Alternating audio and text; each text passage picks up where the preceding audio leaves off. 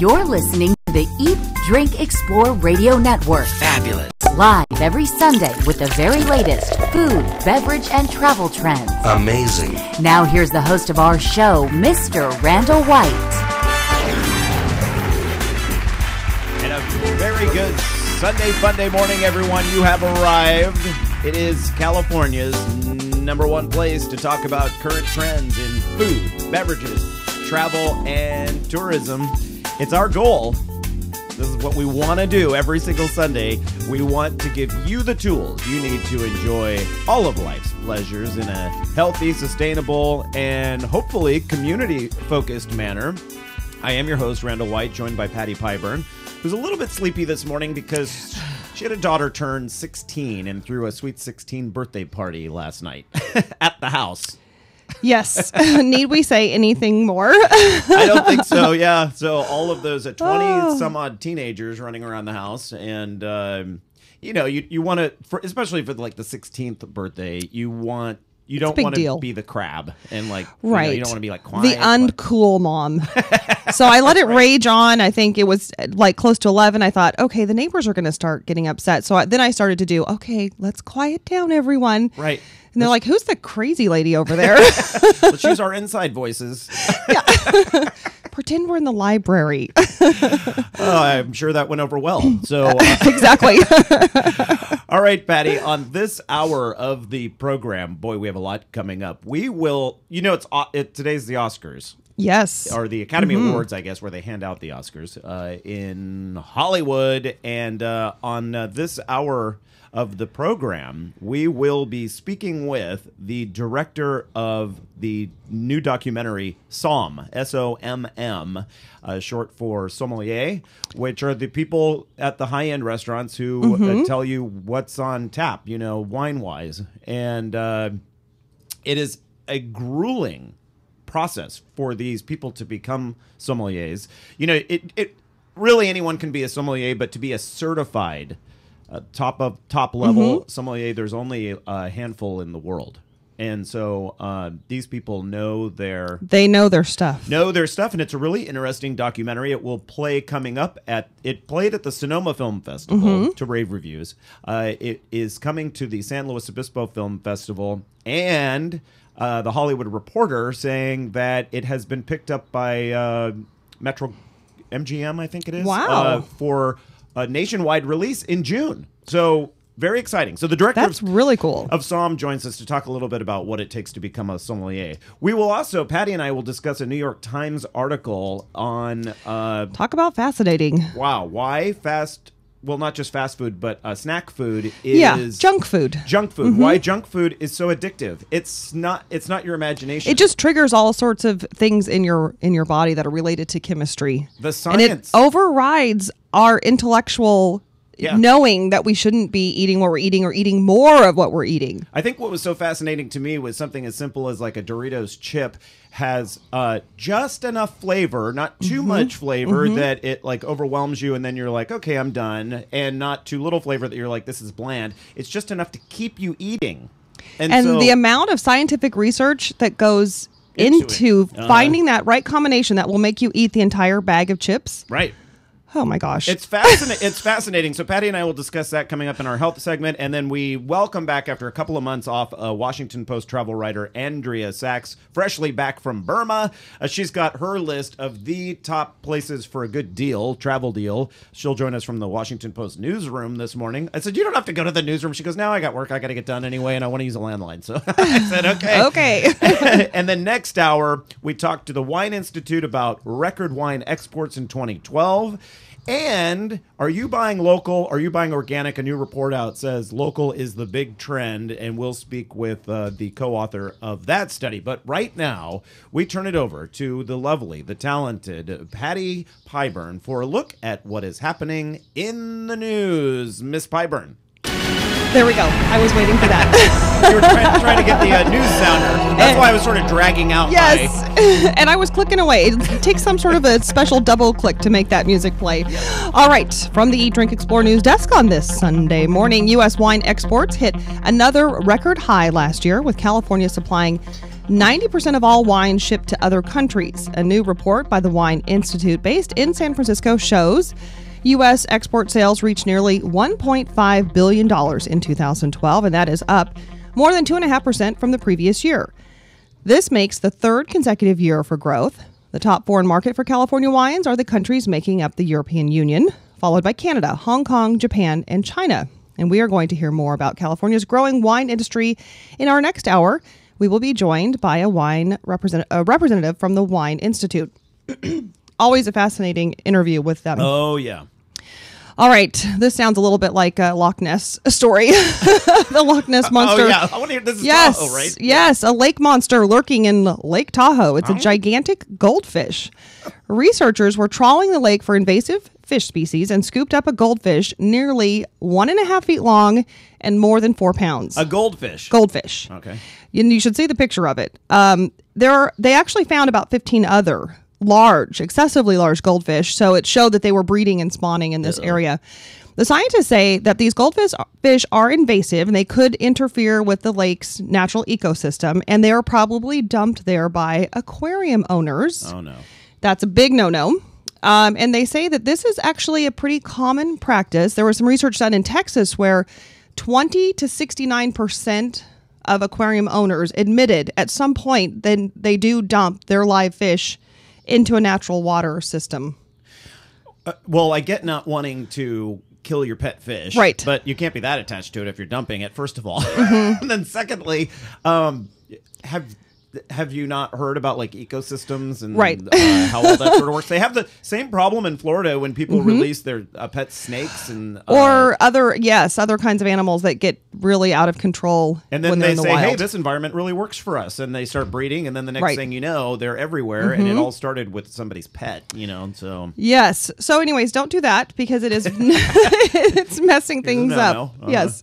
All right. And on to a new topic. New reigning champion of clam chowder on the Central Coast. Winners announced for the weekend's chowder competition at the Santa Cruz Beach Boardwalk. Top winner in the New England style category, a Santa Cruz favorite, South Beach Pizza. Ooh, I've been there, and I love their pizza. Manhattan style goes to Severino's Bar and Grill in Aptos. And Oh, good, you said Aptos. Aptos? Yes, I lived up north. Yeah, so you know that. I learned that.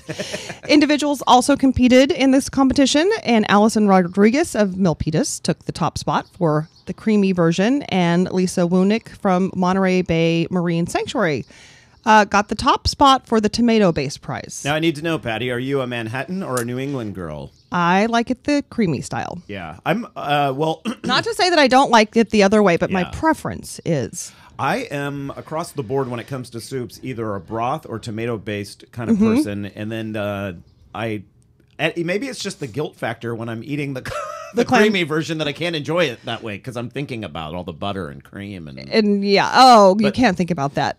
But boy, is it tasty! I will agree Yes. with that. The other day, I was at a little seafood shop locally here, and I ordered the bisque because I thought, well, that's a little closer to the red side, I guess. But it came super creamy.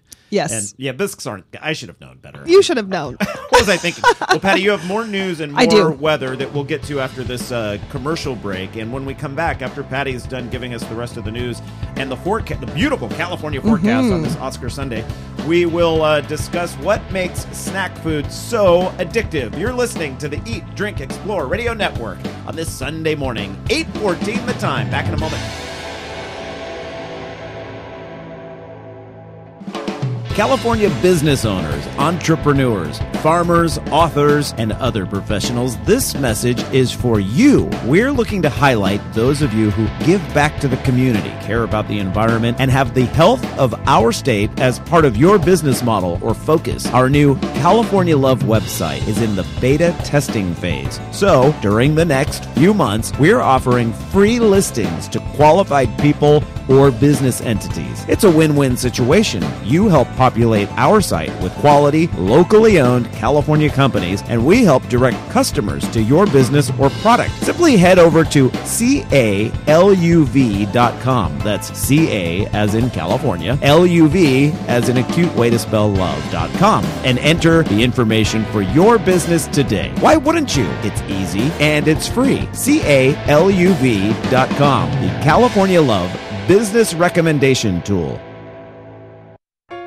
Hey, farmers market fans, listen up because we're launching a new show just for you. Join the Eat, Drink, Explore radio network each Thursday evening from 5:30 to 6 for a healthy dose of recipe sharing and food news. We broadcast our show live from the historic downtown San Luis Obispo Farmers Market, but the information shared is designed for anyone who has a love of fresh, seasonal produce and locally made artisan treats. So whether your favorite market is located at San Francisco's Ferry Plaza in downtown Santa Monica, or if you're simply a member of a CSA, you'll love our weekly Market Fresh, available live each Thursday evening at eatdrinkexplore.com. And if you missed the show, follow our updates on Facebook and Twitter for links to the recipes shared, video from the show, and other great information. Eat, Drink, Explore Radio's Market Fresh, helping perfect your California flavor.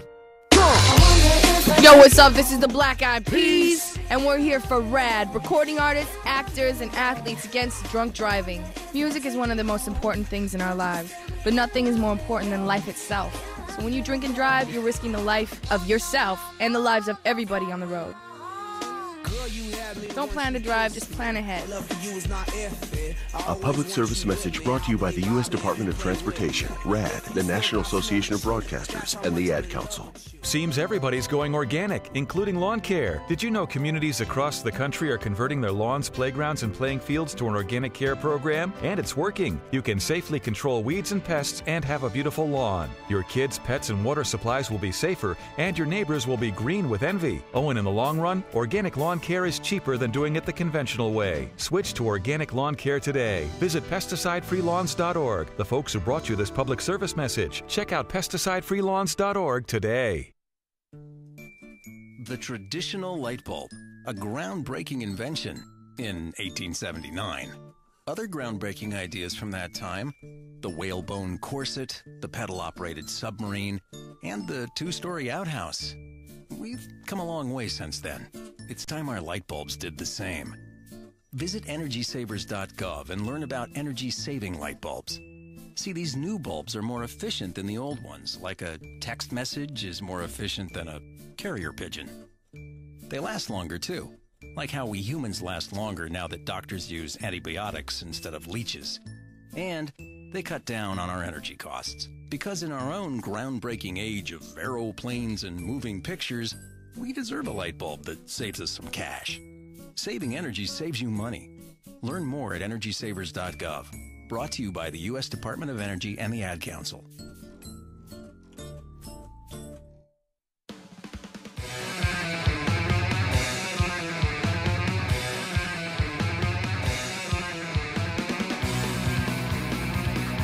Good Sunday, Funday morning, everyone. Great to have you joining us wherever you may be, whether you're watching us online right now via eatdrinkexplore.com, or if you're listening on one of our radio affiliates, KSCO AM 1080 there in beautiful, beautiful Santa Cruz, which extends into the Silicon Valley area, Monterey County, San Benito, and then further south on the coast, San Luis Obispo and Santa Barbara counties, covered by Crush 92.5 FM. However you're getting us right now, we're just glad you are. So a very good day to you. I am your host, Randall White. Patti Piburn joining me as well. Good morning. And Patti, we had that annoying commercial break that got in the way. I know. I wasn't done with the news. We had a lot to talk about in the news segment this morning. Exactly. So I'm going to let you get back to the rest of that. The last we heard, there was a giant goldfish in Lake Tahoe. Some wonderful people won clam chowder contests up in Santa Cruz. Yes, indeed. And what do we have now? And we are moving on now to a new survey showing that the vast majority of American consumers are willing to pay more for food that is produced locally, regardless of income bracket. Before, there had been a lot of thinking that it was only people that were in an upper income bracket that would really spring for more expensive food in order to be more healthful. So it was like a... Do they even use the term yuppie anymore? Yeah. There's such thing as yuppie, but like a yuppie thing. They're the ones buying. We're the showing local our age food. now. Yeah. I know. Yes. All right. Well, this report by Chicago firm A.T. Kearney shows not only will shoppers pay more, but a full 30% will actually leave a store and go elsewhere if local products are not available. Oh. Okay. So the main reason given by consumers is the belief that purchasing locally or locally made products will help the surrounding economy. Those surveyed also say they think local food is better and healthier. It might, in a lot of cases, be fresher when you're buying locally. Right.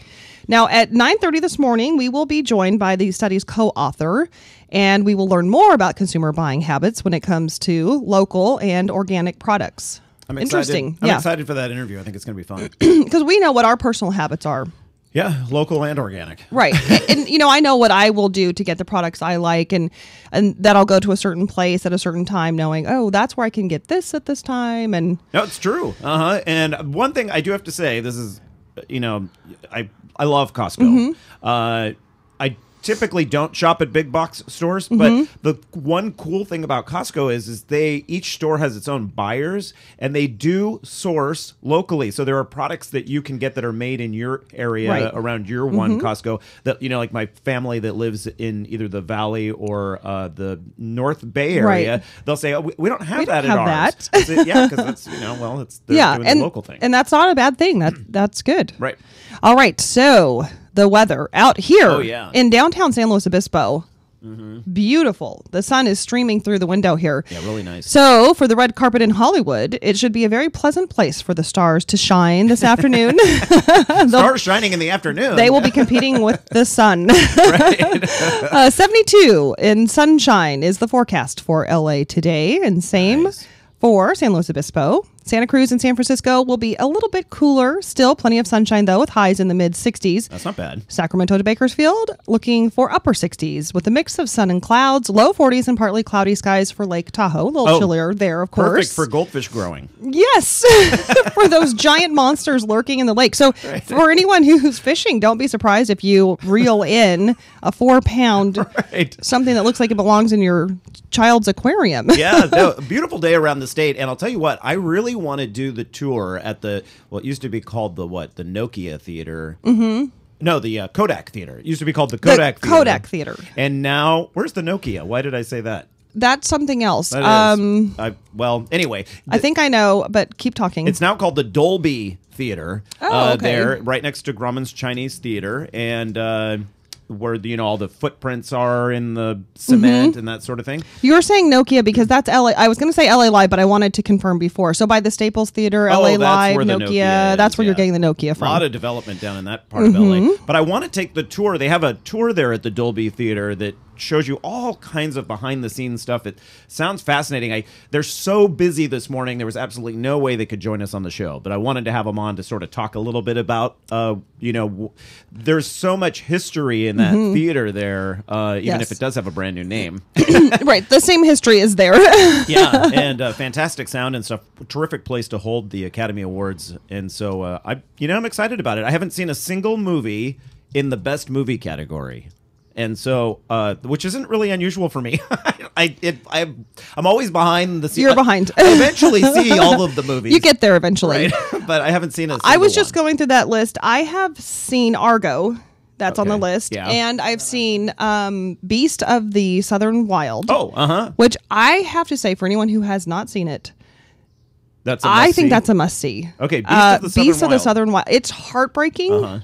But so worth watching. But you didn't have that same reaction to Argo? Because I hear nothing but good things about Argo. I liked Argo. It has so the ending's not exactly factual.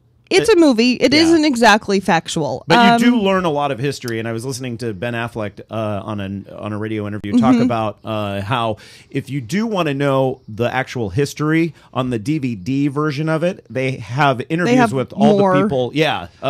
To kind of fill in some of the gaps and explain why Hollywood had to do it one way, Right. Because, it's a movie. It's a movie. So it's kind of a nail biter. We watched it in the theater, and it was a little nerve-wracking to watch. And my son reminded me, Mom, you know how it ends. Well, I watched. This is how far behind I am. I watched Tom Cruise's last Mission Impossible last night, which was, from 2011 or something. You have some catching up to do. I do have, and my hands were sweating, and I almost couldn't watch when he's.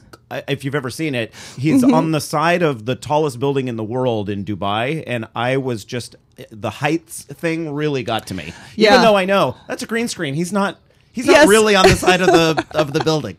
Okay, so Patty and I mentioned that there is an article in the New York Times. It's actually the New York Times Magazine. And this is the type of journalism that you don't see as much anymore because it's really expensive to do this sort of in-depth reporting.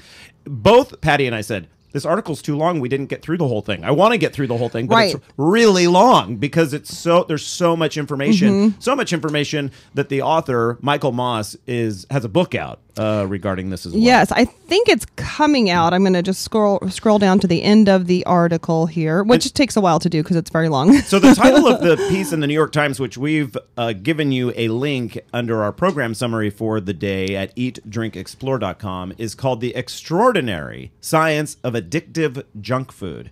And if you've thought that junk food is somewhat addicting and you're like, why can't I put this down? And you sort of laugh about it. There's no joke. It's true. There's a lot of science that goes into it, a lot of thought, and the food producers know exactly what they're doing. The whole piece starts out back in 1999. Right. Okay, so 14 years ago, just about, because it was April of 1999. All of the heads of the biggest companies, we're talking Nestle, Kraft, Nabisco, General Mills, Procter & Gamble, Coca-Cola, and Mars. These are people that are really tough competition with each other. They had to sit down. They all came together because at the behest of the executive at Pillsbury. Pillsbury, right? They were a little, I think, ahead of the game on this topic. They said, you know what, the general public is getting heavier, and we're really going to start taking heat for being responsible for this. And so maybe we should start scaling back salt and sugar in our products. And the general reaction from everyone was, heck no. Yeah. That's not happening. And at the end, the meeting ended rather abruptly when one of the executives stood up and just said, we're not doing that. Yeah, that's not happening. And I'm looking through here to see which executive that was. But but essentially what's happened in the years following that is they have brought in a variety of scientists and stuff so we have let's say you're trying something super savory, like you're having a great chicken marsala, and when you get finished with that, you're kind of finished with that. You know what I mean? Your brain is telling you, okay, move on. We've had a lot of flavor in that category, and now we're done. The problem, what they figured out is there is an optimum amount of flavor they can put in these snack foods. They don't want to go too far because your taste buds and your stomach say, enough. Yeah. And so then you just keep eating more. Stephen Sanger, General Mills, is the executive who stood up and ended the meeting saying, that's enough. We're not on board with that. So we really want to delve into this more and invite Michael Moss on the show. I believe we'll be able to get him in the coming weeks. He can maybe send us his book ahead of time. So anyway, you're listening to Eat, Drink, Explore. We've got a director of a new documentary up next. Some of California's best restaurants, hotels, and homes are perched on steep hillsides with incredible views. But those buildings weren't just thrown there. They were placed on foundations designed and perfected by experts. Throughout much of the Bay Area, those hillside foundations were placed by S.S. Caveney Construction. With nearly 3 decades of experience dealing with the steepest and most difficult terrain, S.S. Caveney Construction is well known for being the go-to company when quality is your number one concern. Hillsides in California, as you know, are prone to drainage issues that can lead to erosion and slippage. S.S. Caveney Construction will solve those problems for you. Get a quote today by contacting the team you need. Head to S.S. Caveney, that's CAVENEY.com, and get your foundation placed correctly the first time.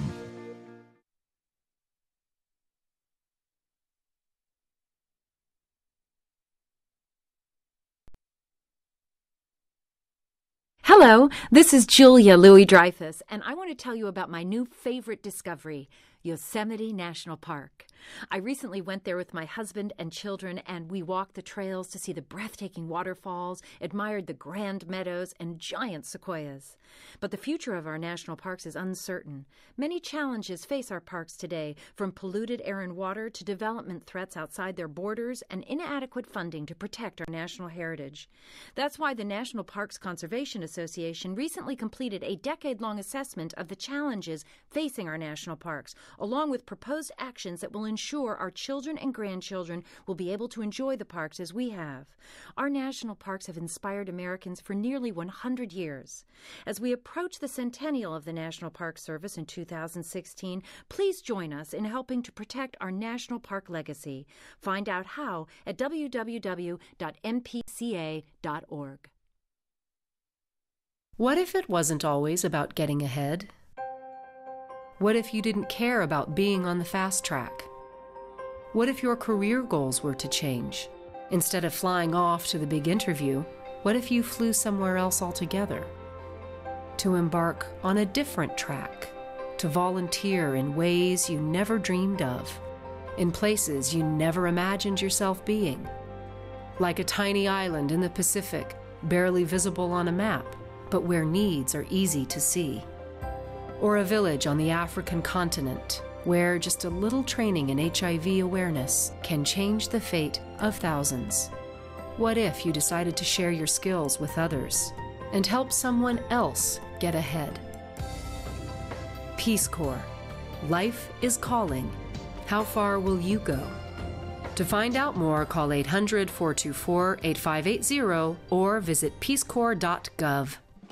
California business owners, entrepreneurs, farmers, authors, and other professionals, this message is for you. We're looking to highlight those of you who give back to the community, care about the environment, and have the health of our state as part of your business model or focus. Our new California Love website is in the beta testing phase. So, during the next few months, we're offering free listings to qualified people or business entities. It's a win-win situation. You help populate our site with quality, locally owned California companies, and we help direct customers to your business or product. Simply head over to CALUV.com. That's CA as in California, LUV as in a cute way to spell love.com, and enter the information for your business today. Why wouldn't you? It's easy and it's free. CALUV.com, the California Love Business Recommendation Tool.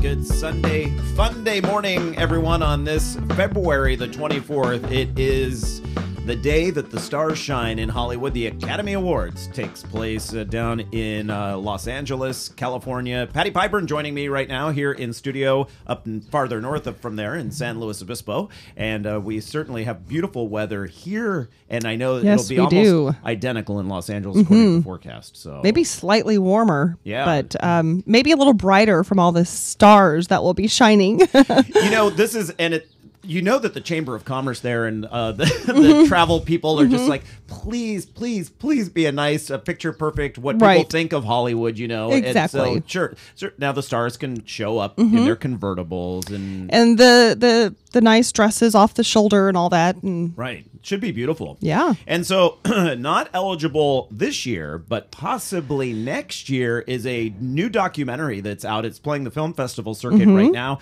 I know it debuted at the Sonoma Film Festival, and it will be playing coming up at the San Luis Obispo Film Festival. That's a fun one always. But it's called SOMM, SOMM, which is short for sommelier, and I hope I pronounced that correctly. Right. We can find out in just a moment. But from an expert. It's all about, you know, when you think, oh, how grueling could wine tasting be? Well, if that's your job, if you are the go-to person, just one of a few dozen in the world that have the top skills when it comes to being able to judge a wine, tell you everything about it, those are some highly trained taste buds. And so there's a new documentary out about how people, that process, how you get that certification. And Jason Wise joins us on the phone right now. He's the director of SOMM, the documentary film, and a very good day to you, sir. Hey, thank you guys for having me. Jason, are we pronouncing that correctly, sommelier? Yeah, sommelier. Yeah, that's it's not Somalian. Sommelier. Or I've also heard people say sommelier. Yeah, well, you hear sommelier, you hear it all, but yeah, sommelier is sommelier. Correct pronunciation. Okay. Yeah. And so how many are there in the world right now that have this optimum level of certification? Well, I can tell you that since it became something you could get, 197 people in history worldwide have ever attained it. Now, some of those, I don't know that all those people are still alive, but that's the amount of people that have passed. Okay, so fewer than 200. Yeah. So what do you have to do to achieve that? Is there some test? What it's just years of experience? So, yeah. Well, there's several levels of this exam to become a certified sommelier, an advanced sommelier. The final level of 4 is master sommelier, and it's kind of like the Richter scale. Every time it advances up a number, it is exponentially more difficult. Oh, okay. In what you have to do, and so the advanced exam is very difficult, but the master exam is one that you devote kind of Zen master time to become and that's what this film's about. We follow 4 people for 3 years in their pursuit of trying to become master sommelier. So it's intense. It's very intense. And Jason, you were, or I guess are friends with someone who was going through the process, and that's what made you think to do the documentary? Do I have that right? Yeah. I mean, so while I was in film school, I bartended, I think, like any self-respecting filmmaker. And, hey, it's a good living. Right, no, of course. And so a friend of mine who is a server at Morton's Steakhouse named Brian McClintock is one of the main characters in the film. I mean, I was trying to make a documentary about champagne having to do with World War I and a lot of that stuff. And it turns out it would have been pretty boring because everybody I wanted to interview was dead. Right. And so Brian was about to start taking the first level of these exams, and he said, "You got to see how he practiced." And I went and watched him, and my jaw hit the floor. I've never seen anything like it. It was like somebody showed me a ballet with no music. I mean, I was like, oh, man, I could not believe I was the first person that got to set this to music. When people say that they are nervous about going wine tasting because, well, I just don't know that much about it, and everyone says, don't worry, relax, it's not that big of a deal. For these people, it's a big deal. Every little note or characteristic from the wine, things I can't even think of off the top of my head because they have to know. They have to know, right?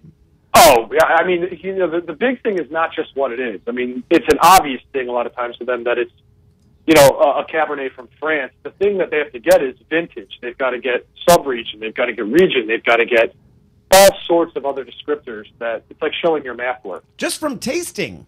Oh, just from tasting. They have to call it on the nose first, though. Smell it. And then after that, they do tasting. Wow. Well, so Jason, you say you decided not to do something about war veterans because there weren't many around, but it doesn't seem like with just 190, some of these guys, there's very many of them around either. Who governs this? Who decides that you've attained that level? Well, there's a body called the Court of Master Sommeliers, and they're sort of the governing body that administers this exam.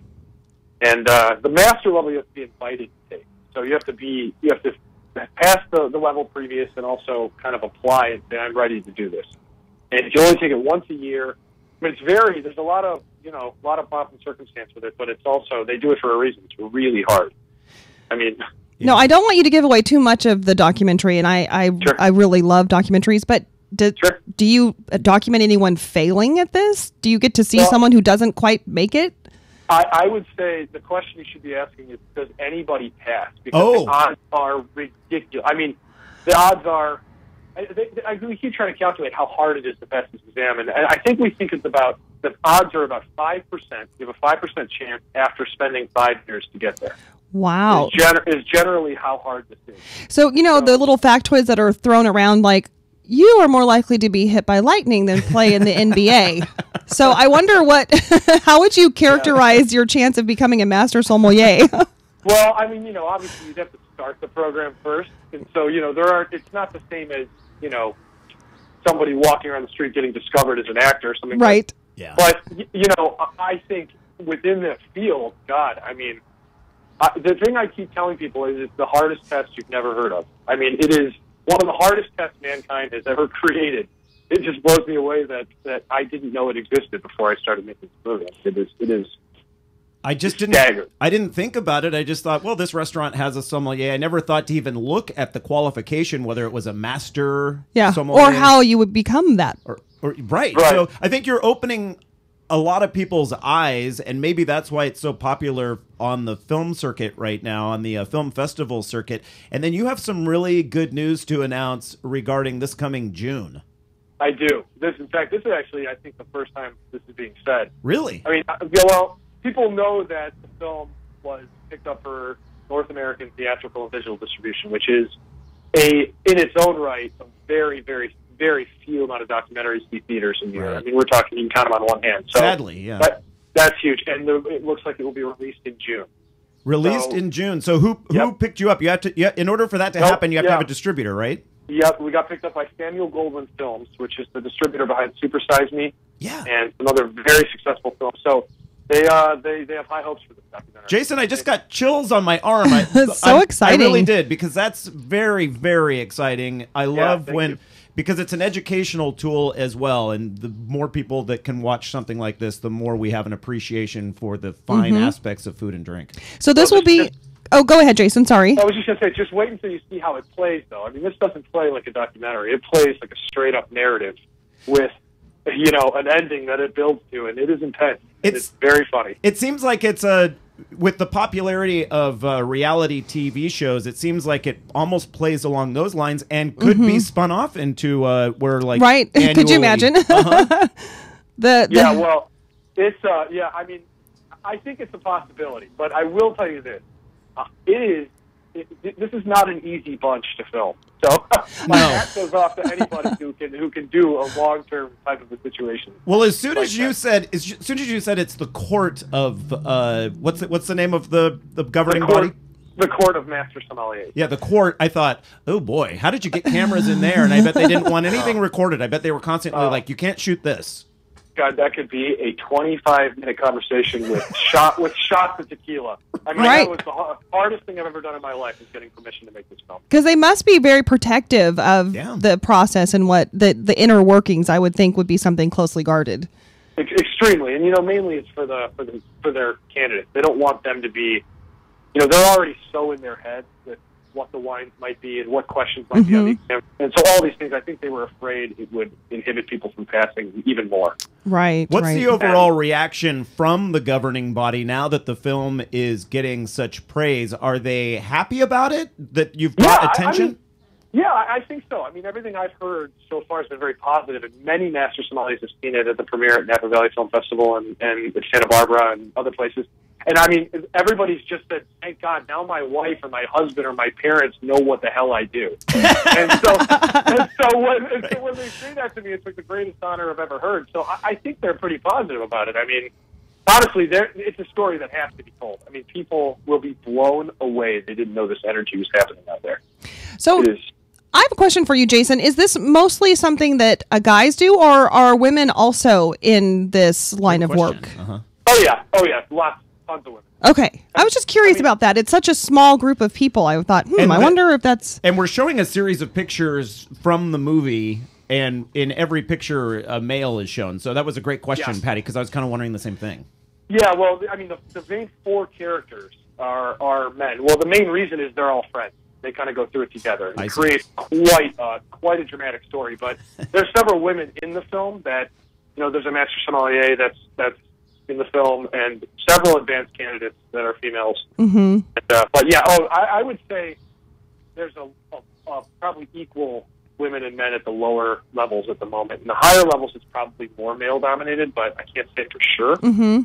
Well, Jason Wise, director of the documentary film SOMM, SOMM, coming to a film festival near you, and then to a theater, the type that show documentaries near you this coming June. I think it's fantastic. We have a link to your Facebook page at Eat, Drink, Explore under our program summaries. You can just do a simple Google search, SOMM, and it'll turn up for you. Jason Wise, thank you so much for joining us today.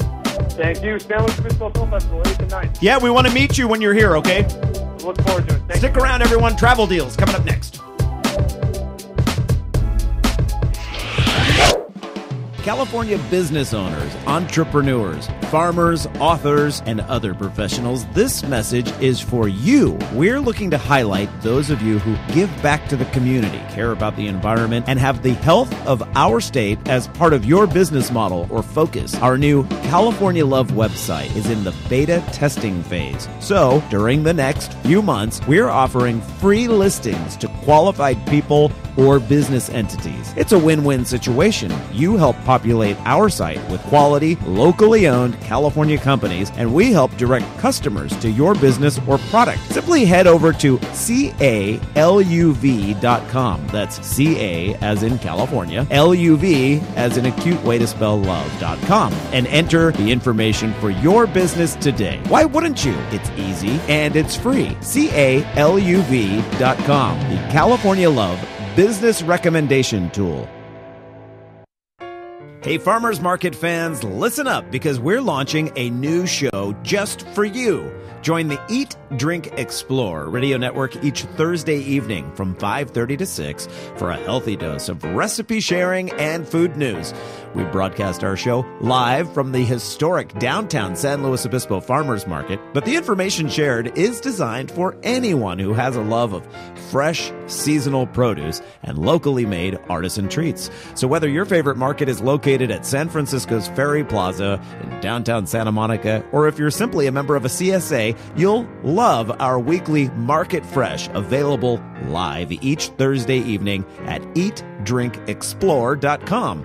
And if you missed the show, follow our updates on Facebook and Twitter for links to the recipes shared, video from the show, and other great information. Eat, Drink, Explore Radio's Market Fresh, helping perfect your California flavor. Seems everybody's going organic, including lawn care. Did you know communities across the country are converting their lawns, playgrounds, and playing fields to an organic care program? And it's working. You can safely control weeds and pests and have a beautiful lawn. Your kids, pets, and water supplies will be safer, and your neighbors will be green with envy. Oh, and in the long run, organic lawn care is cheaper than doing it the conventional way. Switch to organic lawn care today. Visit pesticidefreelawns.org. The folks who brought you this public service message. Check out pesticidefreelawns.org today. Across the nation, people are stepping up for their mothers, fathers, husbands, wives, partners, sisters, and brothers. They're leading the way and walking to end Alzheimer's, the sixth leading cause of death in the nation. Together, we can reclaim the future. Walk to end Alzheimer's. Start a team. Join a team. Go to alz.org.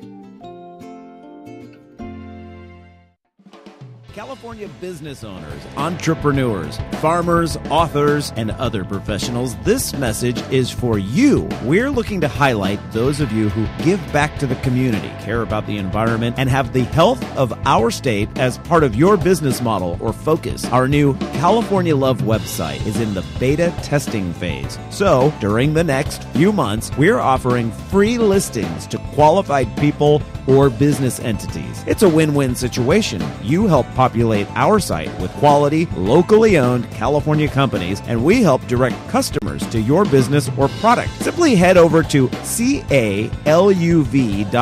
That's CA as in California, LUV as in a cute way to spell love.com, and enter the information for your business today. Why wouldn't you? It's easy and it's free. CALUV.com, the California Love Business Recommendation Tool.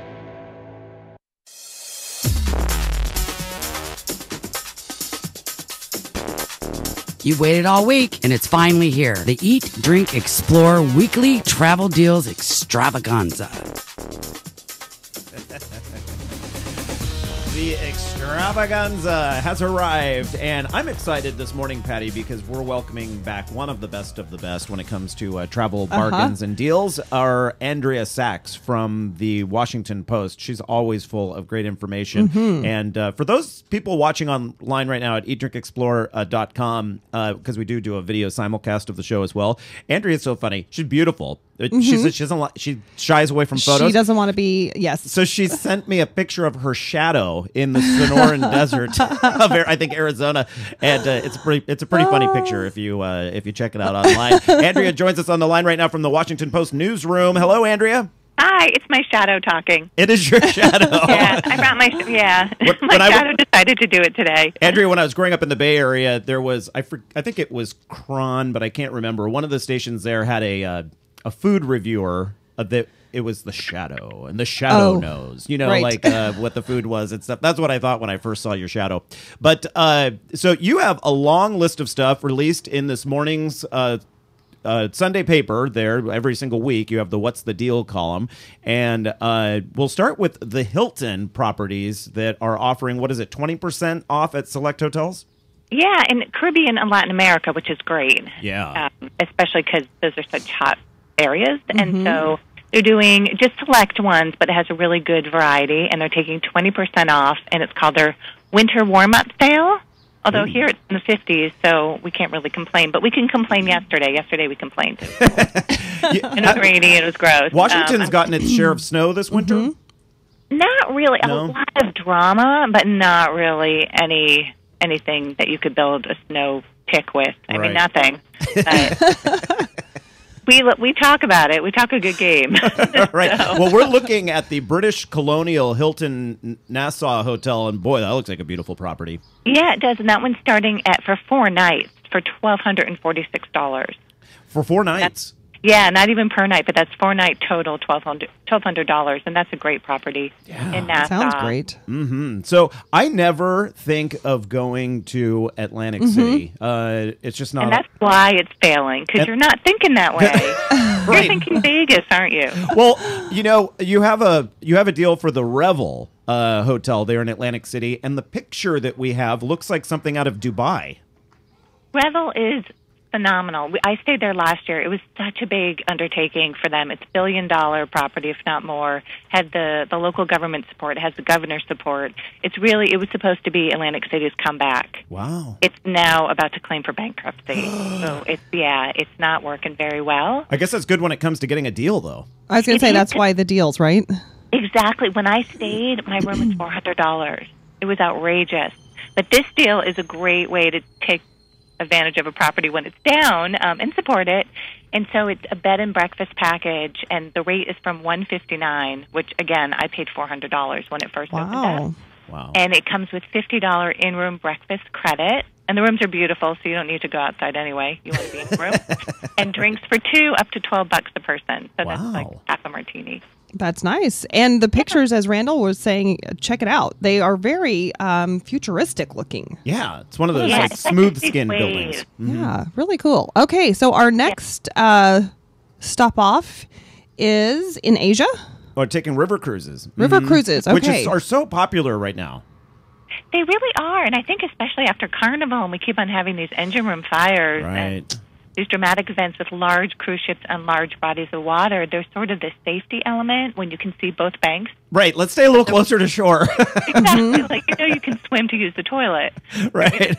Sure. So I think, there's sort of that more intimacy, and frequently you just hop off and you can bike around, and I mean, that's more barge-like. But river cruises really are gaining popularity, and this one is great because you save $1,000 per couple, and it's Europe but also Southeast Asia. So the one that we showed as an example was the Blue Danube Discovery from Budapest to Germany. Oh, wow. Germany. Right. And it starts at $2,375, and that's for 7 nights. And that is per person? That is per person double. Okay. Yeah. And I imagine the rooms are a little bit larger on these river ships than you get on the giant cruise liners, or not? I honestly have not been on one. Oh, okay. But you have been on the world's largest cruise liner. I remember you telling me about that. Oh, my God, I think I'm still there. I think I'm lost. I still have post-traumatic stress syndrome from being lost and not being able to find my room. It was immense. Oh, yeah. I've heard nothing. The Oasis, right? The Oasis of the Seas? Yeah. Yeah. Mm-hmm. So, like a floating city. I think its sister ship is now even like a little bit bigger. But wow. Oh, my gosh. It's unnecessarily large. Andrea, our next stop is a place that I've wanted to go for years. Any one of these countries, Finland, Denmark, Sweden, and Norway. SAS Airlines, which is what Scandinavian Airlines, offering some pretty good deals to visit those countries. It is really good, and it's during peak season when you actually have sunlight. And so the deal is for summer travel to Scandinavia, like you just said, and it's for departures or travels June through August 24th. You're right, that is peak for those countries. It really is. I mean, you'll often find like $1,500, $1,600, $1,700 fares during that peak season, especially to those countries because they're not as popular as, say, London or Paris or Madrid. Is that because it's a far in advance purchase right now, so they're trying to like at least partially fill all of the roles as we lead into the summer months, and then they'll fill the rest with last minute travelers? Yeah, I think so. I think they're sort of just fishing for people to come, and they'll kind of tempt people with this, and then they'll probably have another one in a couple months. Okay. And they'll gauge whether they're getting a lot of summer tourists or not, and then we'll see, depending on the numbers, we'll see sales or we'll see really increased prices. But I think also it's reflecting the economy, and they're just, Europe is nervous about whether they're going to have the summer travel or not. I see. I think I'm part Norwegian. I'm not positive, but you can claim it. So fine, Yeah. go back to the motherland and find out. Right. Exactly. I feel a little Viking-ish every once in a while. So. You never know. All right, so we have some great deals for trips to Mexico. Yes, and this is great for you, of course. Oh, yeah.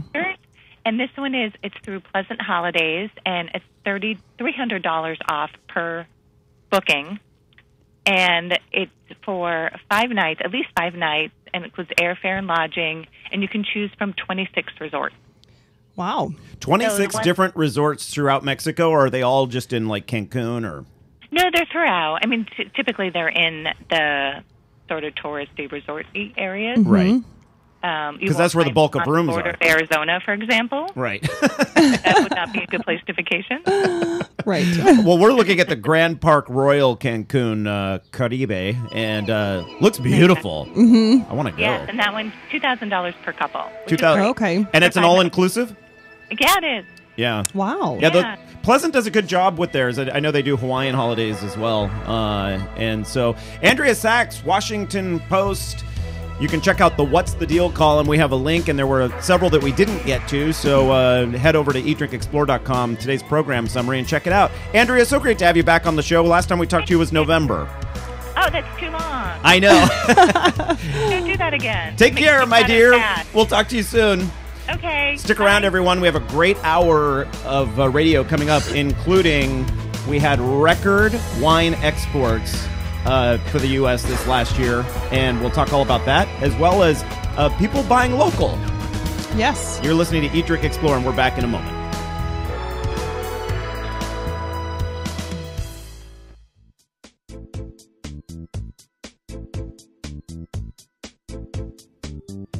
The Eat, Drink, Explore radio show is currently in a local commercial break. We will be back shortly.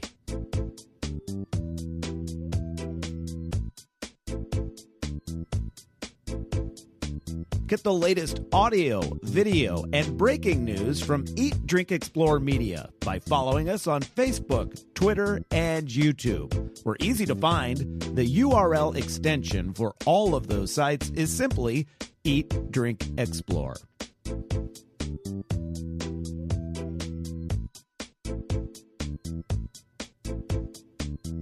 Thank you for your patience. The Eat, Drink, Explore radio show is currently in a local commercial break, and we'll be back on the air shortly.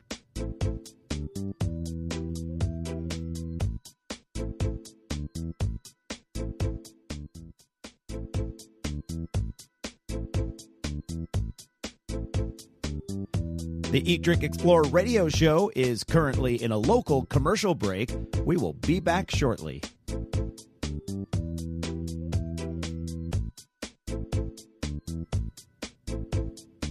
Get the latest audio, video, and breaking news from Eat, Drink, Explore Media by following us on Facebook, Twitter, and YouTube. We're easy to find. The URL extension for all of those sites is simply Eat, Drink, Explore.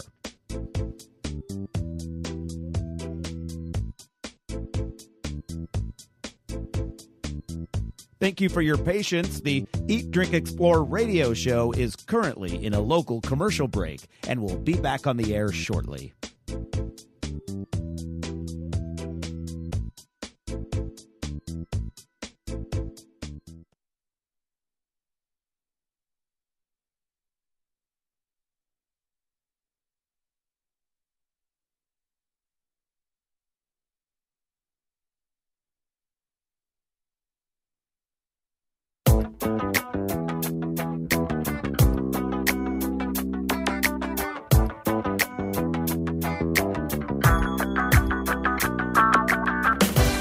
You're listening to the Eat, Drink, Explore Radio Network.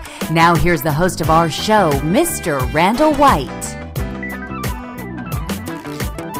Good Sunday, Funday morning, everyone. Crush 92.5 FM here in San Luis Obispo County, northern Santa Barbara County. Absolutely beautiful way to start the day. I am your host, Randall White. Patti Piburn joining me as well. Good morning. You get to see Patty's smiling face every Monday through Friday morning on KCOY, CBS 12. All of a sudden, I just hit like a yes. KCOY. Or you can say Your Central Coast News. Your Central Coast News. Patty bringing you the morning news. I used to do that with her. Yes, you did. For many, many years. And then I decided I wanted to talk about food, wine, and travel. What's wrong with you? What is wrong with me? And that is exactly what we talk about here on the Eat, Drink, Explore Radio Network. So happy to pair up with Crush for this. They've partnered with me for years now. Prior to this, I had the Your California show. And, 2 years ago today, I had as a guest on the show Wolfgang Puck to talk about his Governor's Ball dinner that he serves in conjunction with the Oscars. He's the best known chef for putting together this big event. And they serve those chocolate statuettes that are covered in 14 karat gold. And they're serving a cocktail tonight that it's gold rimmed. Whoa. Like they literally, how you dip a margarita glass in salt? Yes, they do this with gold. Right. It is just beyond luxury, I guess. Yes, over the top. It's decadence, and I guess it's the one time of year we can sort of let ourselves go and sort of dream about that. It's the old 1950s dream of Hollywood and the big stars and that sort of thing. However, the Academy Awards have really fallen off in terms of viewership. They still get between 40 and 50 million people watching here in the United States each year, but those numbers are down. It's the number one most watched non-sporting event. Okay. But it's still sliding in the ratings every year. Right. So this year they're bringing in a younger host. To try to kind of liven things up a bit. Right. The guy from Family who put together Family Guy. I find him very funny. I don't know how it'll translate. What's his name? MacFarlane. Seth MacFarlane. Yes. Yeah. I was like, it's right there on the tip of the tongue. Right. Okay. And so I'm pulling for him. I hope he does a really great job tonight. And I'm one of those people, I love watching the Oscars. And so I want it to do well, Will you be on the road or will you be up there in time to watch it? I will be. I'm visiting my sister for her birthday and my dad as well. It's his birthday also this month. And so we've rented a home on the water up in Bodega Bay. I say we've. My sister did it. Go ahead. Take credit. Right. But a beautiful home with ocean views and that sort of thing. So fun. The family can just kind of kick back and barbecue. And we don't have to leave the house. Nobody's driving. Yes, that's smart. Good planning. Exactly. Leave the planning like that to Sue. She's a smart one. She's the one that does it up right. Hey, this hour of Eat, Drink, Explore Radio is brought to you by Eberly Winery in Paso Robles. Eberly is open daily, and that would include today, from 10 in the morning until 6 o'clock at night with complimentary wine tasting and cave tours. So it's 9:03 right now. You have less than an hour to be the first in line. And no, you won't have to be elbowing people out of the way to get your wine. You'll be there first. If you're the first one there. Voted by Wine Spectator as one of the best tours here on the beautiful Central Coast, and we have hundreds of wineries to choose from. So if you're voted one of the best by Wine Spectator with all of that competition, it's saying something. You're doing something right. Eberly Winery, located on Highway 46 East in Paso Robles. You can log on to eberlywinery.com. That's EBERLE winery.com for more information. If you're visiting from out of town today, we highly recommend you head there and let them know you heard about it locally on the Crush Eat, Drink, Explore radio show. So it is 9:04 right now. Second hour of our program starts here in a little more than a minute, and we have fantastic guests coming up to talk about record wine sales. Speaking of wine, record wine exports for last year. Boy, we just keep pushing California that number is doing great. higher and higher, yeah. And then buying local. Do you buy local? Do you shop locally? A new study is out that says a lot of you are. You're listening to the Eat, Drink, Explore Radio Network. I'm Randall White. She's Patti Piburn, and we're back in a moment. California business owners, entrepreneurs, farmers, authors, and other professionals, this message is for you. We're looking to highlight those of you who give back to the community, care about the environment, and have the health of our state as part of your business model or focus. Our new California Love website is in the beta testing phase. So, during the next few months, we're offering free listings to qualified people or business entities. It's a win-win situation. You help populate our site with quality, locally owned California companies, and we help direct customers to your business or product. Simply head over to CALUV.com. That's CA as in California, LUV as in a cute way to spell love.com, and enter the information for your business today. Why wouldn't you? It's easy and it's free. CALUV.com, the California Love Business Recommendation Tool.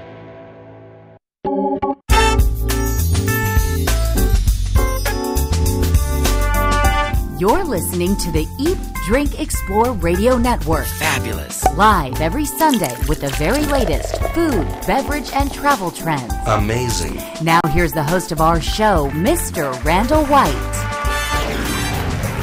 9:06 the time on this Funday morning. It is the second and final hour of the Eat, Drink, Explore radio show. I am your host, Randall White. Great to have you with us. Patti Piburn joining me as always. That's the beautiful, soft voice you hear in the background. And then I paused so she could say something. Good morning. There we are. She's a little bit worse for wear this morning because her daughter turned 16 yesterday. And, well, did she actually turn 16 yesterday? She turned 16 on the 19th, but she has been sick with something really that has hung on for a couple weeks. So we moved the party to last night. Need I say more? 20 screaming teenagers. Oh, boy. Yeah. But thank goodness you've got Quillen, your older son there, who can kind of keep everyone in check. He helped right? shush them. Yeah, he's a shusher. Yes, for what that was worth. He's like, Mom's trying to sleep. Aw, he's such a good... Both of your kids are so great, and I'm glad that the party went off without anyone getting hurt or anything along those lines. That's fantastic. Yes. So a beautiful day on tap today here in California, wherever you are listening. If you're on KCOY, or not KCOY, KSCO yes. AM 1080 in Santa Cruz, Silicon Valley, Monterey counties, San Benito County, or in the Livermore Pleasanton area. You're looking for low temperatures in the mid 60s with lots of sunshine. And then San Luis Obispo down through Los Angeles, where the Oscars are being held tonight, the Academy Awards, low 70s and nothing but sunshine. So looking good, right? Looks beautiful, especially here looking out our window. Looks lovely. Absolutely beautiful. And Patti mentions the window, so I just want to mention you can watch us online as well at eatdrinkexplore.com. We do a little video simulcast of the radio program if you're sort of a visual person. So, hey, speaking of the Academy Awards, don't you want to drink like the stars will tonight? We should every night. So then we're just gonna have soda water with a lime twist, right? Was that how they do it? No, I guess I don't know. They are so thin. It seems like they don't eat or drink anything. But there are a couple of recipes here, and I'm getting these from Colleen Graham. I don't know if you've ever checked out about.com. It's a website that sort of gives you information about things. Yeah. Exactly. So she's the cocktail go-to woman. She is the cocktail guide, Colleen Graham. And so I'm taking this directly from her Oscar Cocktails Drink Like the Stars guide for tonight. So if you're hosting a Academy Awards party, you might want to try. So there's a couple of different ways you can go when it comes to the Academy Awards. You can take a look at the films nominated and then serve drinks that might have been served in those movies, which is kind of fun. Or take food that was shown in those movies and make that part of your menu. Or you can find out what they're serving at some of the different parties that are hosted. The big one is the Governor's Ball that Wolfgang Puck does. But here's a couple of them. Now, the Patron Gold Cosmopolitan, okay? Right. This is served at the pre-show reception. And sometimes, if you watch the Academy Awards, you see that plenty of drinks are consumed at the pre-show reception. Maybe the stars had one too many, but now here are the ingredients for the Gold Cosmopolitan. It's 1.5 ounces of Patron Silver Tequila, which is my favorite version of the Patron. then a half ounce of their, and I'm not sure exactly how to pronounce this, citron. So, see, Patron is Spanish, and this doesn't seem like a Spanish word to me, but citronje, orange liqueur, and then 2 ounces of organic blackberry juice, 1 ounce of fresh orange juice, and then you use a fresh blackberry to garnish it. And then we mentioned, or I've mentioned this to you before, a 10-karat gold rim. Okay. Well, so since you mentioned that, I started looking online. I found a site, ediblegold.com. So you can eat gold. It doesn't hurt you. Yeah, and apparently there's another place, gildedplanet.com. 23 karat, this is 23 karat gold flake or silver flake. Or you can also buy dust. Okay. And apparently it is edible. And it's like, this is offering, I don't know what you're getting for $40. You're getting something, but it doesn't have an amount here. Okay. So I don't know how much of that dust you're getting. I can't imagine much. I wouldn't think so. So there you go. To make this cocktail, you rim a cocktail glass with gold flake the way you would a margarita glass with salt. Okay. And then you shake the ingredients, in a shaker with ice and strain into the glass, and then you garnish it with skewered blackberries. And it's a beautiful cocktail. The blackberry juice and the orange juice combine to make it sort of a red color. And just really nice. So that's called the Patron Gold Cosmopolitan. Of course, you can use your own favorite tequila. This just happens to be Patron. They must be a sponsor because the second drink is also theirs. I'm seeing a theme. Right. This one's being served at the Governor's Ball, the really big event. Immediately following the Academy Awards, this is where everyone goes to sort of put some food on their stomachs because they haven't eaten for days. So 1.5 ounces of Ultimate vodka. And then a half ounce of Patron, again with this citronage orange liqueur. I'm sure I'm just slaughtering that word. 2 ounces of fresh blueberry juice, 1 ounce of fresh mango juice, a blueberry garnish, and then a silver sugar rim. You were mentioning that you can get silver as well, Patty. And you can get gold colored sugar if you just want to go that way. It's cheaper. Yeah, I think that's what I would do. I think that's what the rest of us will do that aren't in Tinseltown. And this website says that eating gold is completely safe, that it is mixed with silver, not other things that might not be safe. It goes through your body totally unchanged. Okay.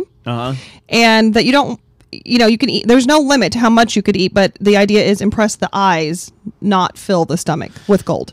I see. That's interesting because typically when you think of eating metals other than iron, I guess it's the heavy metals that hurt you, like lead and such. But gold and silver are not heavy metals. Apparently it's fine. So, interesting. Okay. Yeah. So there's 2 cocktail choices for your Oscar celebrations tonight. Should you be having one? I don't have cable at home, so I'm really happy that my sister invited me to her birthday. Well, I'd be really upset if I wasn't invited to the birthday celebration, but she rented a home. On the upside. That has a satellite or cable, and they have a big giant screen, so I think we'll do a little Oscar celebrating tonight, which should be kind of fun.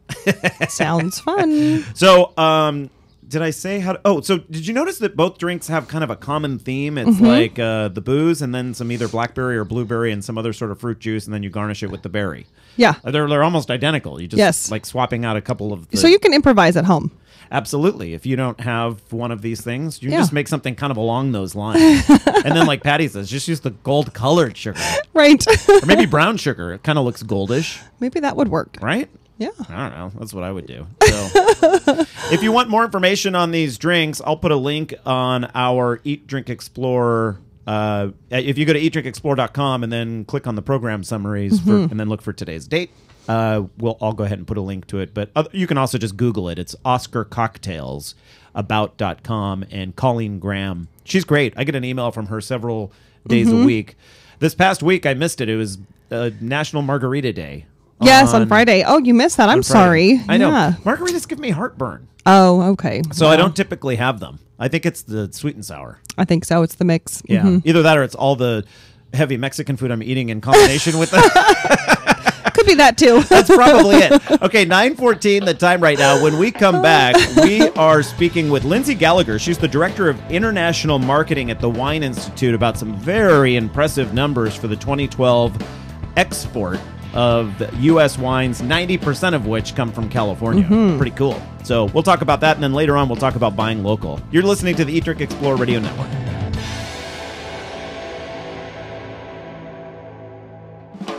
California business owners, entrepreneurs, farmers, authors, and other professionals, this message is for you. We're looking to highlight those of you who give back to the community, care about the environment, and have the health of our state as part of your business model or focus. Our new California Love website is in the beta testing phase. So, during the next few months, we're offering free listings to qualified people or business entities. It's a win-win situation. You help populate our site with quality, locally owned California companies, and we help direct customers to your business or product. Simply head over to caluv.com.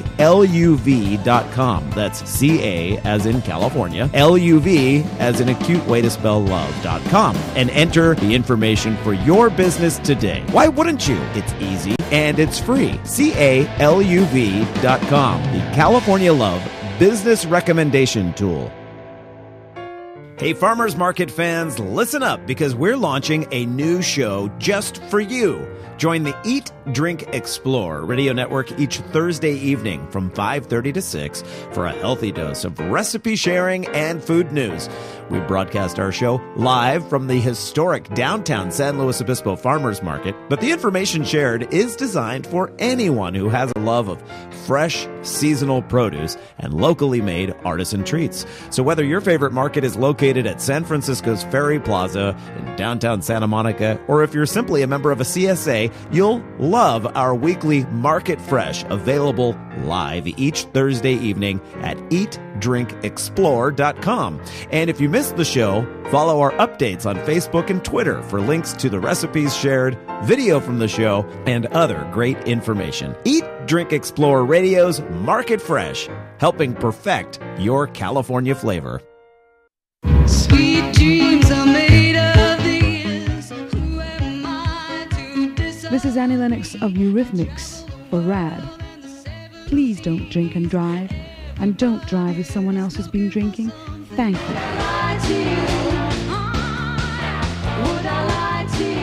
A public service announcement brought to you by the U.S. Department of Transportation, RAD, the National Association of Broadcasters, and the Ad Council.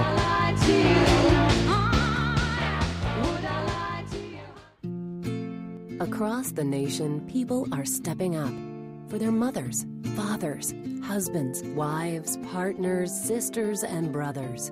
They're leading the way and walking to end Alzheimer's, the 6th leading cause of death in the nation. Together, we can reclaim the future. Walk to end Alzheimer's. Start a team. Join a team. Go to alz.org. California business owners, entrepreneurs, farmers, authors, and other professionals, this message is for you. We're looking to highlight those of you who give back to the community, care about the environment, and have the health of our state as part of your business model or focus. Our new California Love website is in the beta testing phase. So, during the next few months, we're offering free listings to qualified people or business entities. It's a win-win situation. You help populate our site with quality, locally owned California companies, and we help direct customers to your business or product. Simply head over to caluv.com. That's CA as in California, LUV as in a cute way to spell love.com, and enter the information for your business today. Why wouldn't you? It's easy and it's free. caluv.com, the California Love Business Recommendation Tool.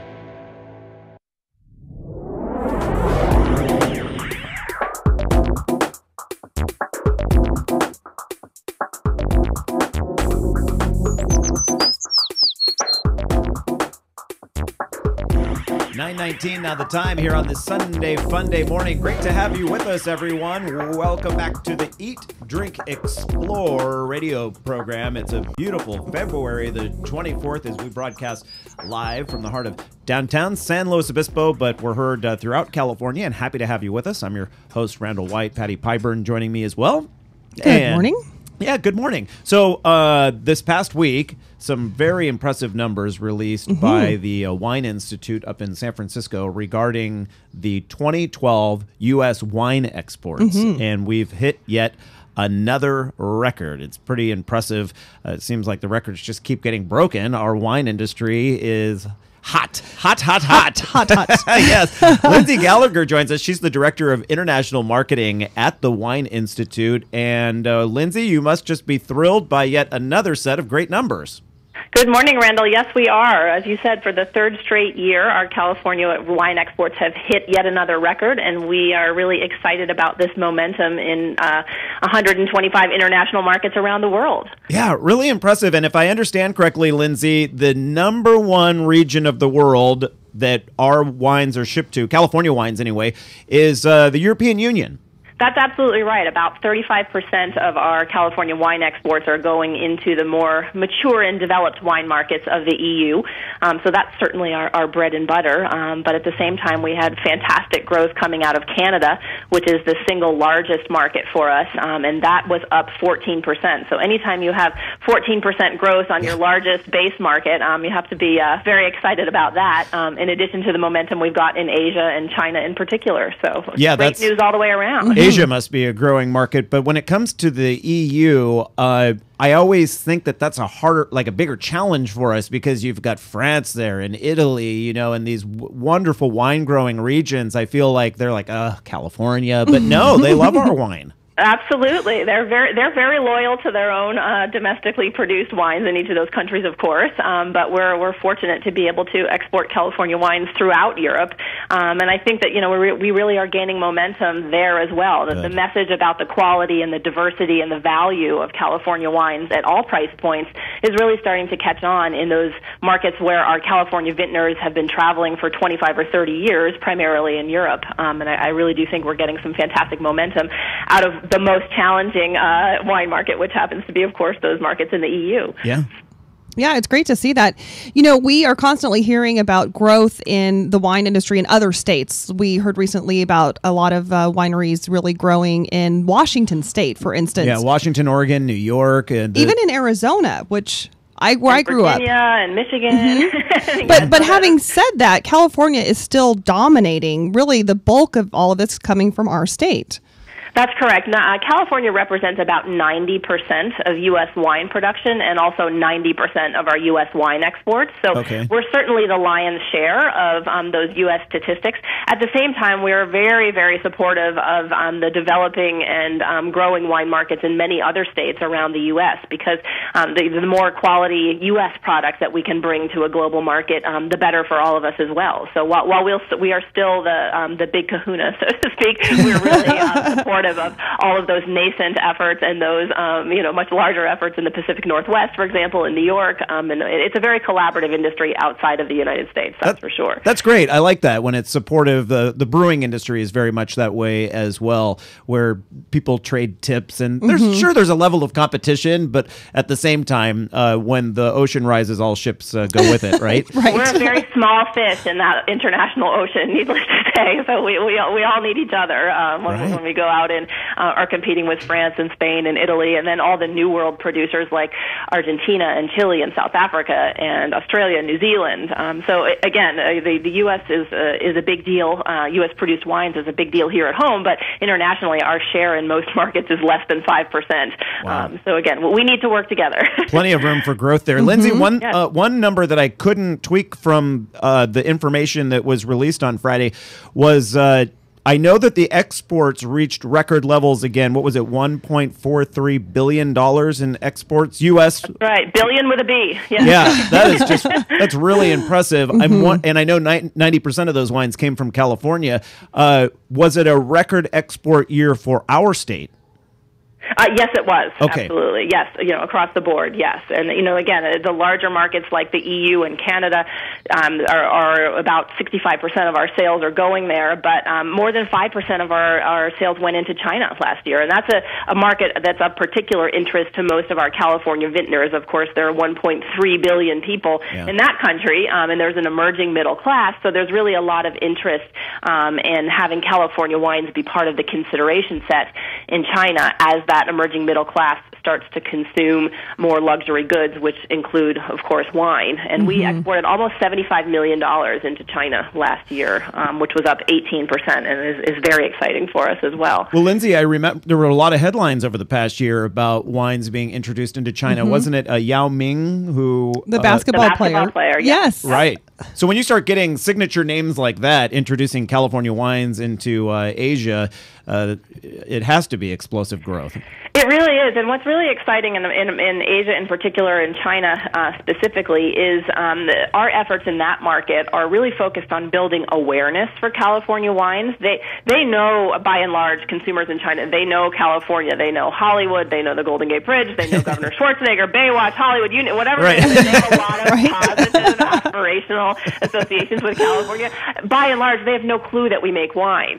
So really the challenge for us is we work very closely with the Visit California team, which is the California Tourism Commission, and we're really trying to forge a link between that aspirational California lifestyle that's well known, linking that to California as a world-class wine-producing region. California is the fourth largest wine producer in the world, and many people in China don't even know that we make wine at all. So it's a fun challenge for us, but one that really is starting to bear fruit for us in the China market. And folks like Yao Ming, who are well-known and associated with celebrity in the U.S., really bodes well for all California wines across the board. So. Well, I just clicked onto your consumer site, discovercaliforniawines.com, and I love it. It's a great source of information. So if you are trying to educate people, I think this is a good starting place. People should definitely see this site. Even people that live here. Yes, absolutely. It's an educational tool. It leverages our new Discover California Wines global branding campaign that's all about educating consumers, media, and trade around the world about California wines. And we really leverage that iconic lifestyle of California. It's designed to be that website is designed to be kind of a road trip throughout California, telling the story of California's wines through our various regions around the state. We make wine in 48 of 50 counties in California. So it's not just Napa and Sonoma. Those are the best known, and certainly some of our most prestigious wineries are in those regions. But at the same time, they grow wine in Temecula and Monterey and down in San Luis Obispo and Paso Robles. And really, we're able to tell the story of California using our various wine regions, which is a lot of fun. Yeah, so Monterey County just named one of the best wine tasting regions in the world. And the wine tourism factor is very important as well. More than 20 million tourists visit California wine regions each year. So people are coming to California from around the world and going to the gateway cities, if you will, of Los Angeles and San Francisco and Disneyland and things like that. But they're often adding a cuisine and wine component onto that. And if they do, they stay here longer, they spend more money, and the state gets a greater economic impact from that. So, again, with 20 million tourists coming each year, we have a fantastic story from a tourism standpoint. The wine map to navigate the state and find the wineries and the regions is great, and the Winery Finder. And this is discovercaliforniawines.com. Yeah, really a cool site. Lindsay, we're so steeped in wine tradition here in California growing up here, and I grew up right outside Sonoma and Napa. I just assume the whole world knows about that aspect of us, but I find it fascinating that they don't, that they tie into like the Hollywood and the Golden Gate Bridge, like you said, but they still need to be educated wine-wise. So I'm glad you're doing it. You seem to be doing a great job. Lindsay Gallagher, as she is the Director of International Marketing for the Wine Institute. Lindsay, thanks for joining us this morning. Thanks so much. Have a great afternoon. Bye-bye. Bye-bye. And speaking of like California wines and buying locally, huge trend right now to buy locally. Yes. And there are numbers to prove it. We'll have the author of a new study coming up next.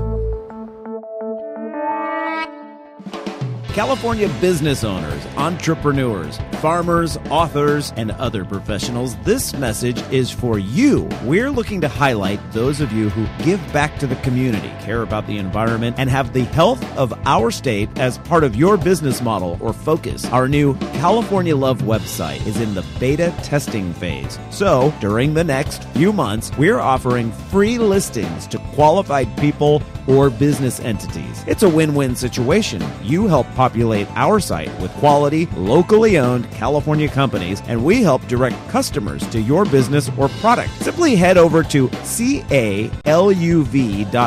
That's CA as in California, LUV as in a cute way to spell love.com, and enter the information for your business today. Why wouldn't you? It's easy and it's free. CALUV.com, the California Love Business Recommendation Tool.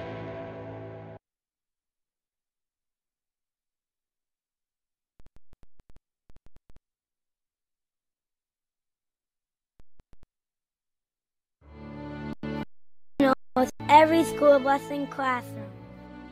I go to school with your children. We say the Pledge of Allegiance together. You see me around the neighborhood and you tell me that I'm a pretty good kid. Well, I'm one out of every 5 children in America, and I'm struggling with hunger. This problem is closer than you think.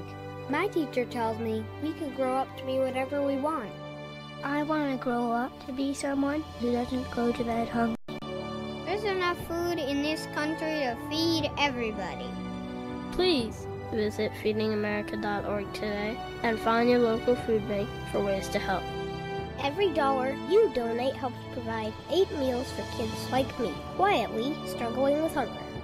Together, we are Feeding America, brought to you by Feeding America and the Ad Council. Hello, this is Julia Louis-Dreyfus, and I want to tell you about my new favorite discovery, Yosemite National Park. I recently went there with my husband and children, and we walked the trails to see the breathtaking waterfalls, admired the grand meadows, and giant sequoias. But the future of our national parks is uncertain. Many challenges face our parks today, from polluted air and water to development threats outside their borders and inadequate funding to protect our national heritage. That's why the National Parks Conservation Association recently completed a decade-long assessment of the challenges facing our national parks, along with proposed actions that will ensure our children and grandchildren will be able to enjoy the parks as we have. Our national parks have inspired Americans for nearly 100 years. As we approach the centennial of the National Park Service in 2016, please join us in helping to protect our national park legacy. Find out how at www.mpca.org. At the American Lung Association, we're fighting for a day when we can all breathe easier. We're fighting for clear skies over every city and healthy lungs throughout the country. We're fighting to free millions of Americans from the addictive grip of tobacco and the devastating effects of lung disease. The American Lung Association isn't just fighting for air, we're fighting for all the things that make it worth breathing, and we can use your help. See what you can do at fightingforair.org. This is Betty White. I know you don't need one more thing to worry about, but listen, high blood pressure can cause kidney damage, blindness, heart attack, stroke, and you can have high blood pressure even if you feel all right. 1 in 7 adults has it, but it's easy to get your blood pressure checked, and you can treat it if it is too high. So don't worry about it, don't ignore it, just see your doctor and check it out. For your free booklet, visit the Will Rogers Institute at wrinstitute.org and find us on Facebook and Twitter.